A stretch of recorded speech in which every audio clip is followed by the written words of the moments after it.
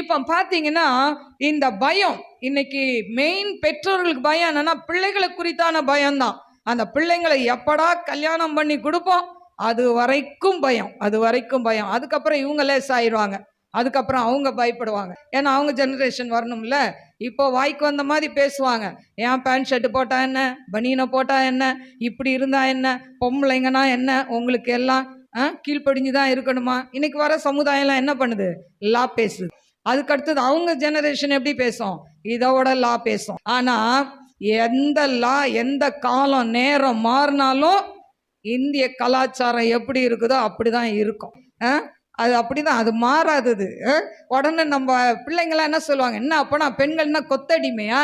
இங்கே நாங்கள் வளர்ற வரைக்கும் எங்கள் அப்பாவுக்கு அம்மாவுக்கு அடிமை, அப்புறம் அங்கே போனால் கட்டிட்டு போகிறவனுக்கு அடிமை. அடிமை கிடையாது.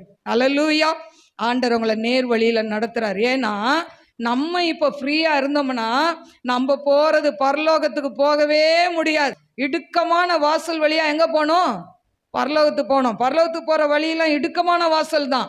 நரகத்துக்கு போற வழி திறந்த வாசல். என்ன பாவம் செய்யலாம், எதுவானா செய்யலாம். ஆனா இங்க கண்ணை மூடினா நரகத்துக்கு போயிடலாம், நல்லா எரியலாம். ஜாக்கிரதை. ஹல்லேலூயா.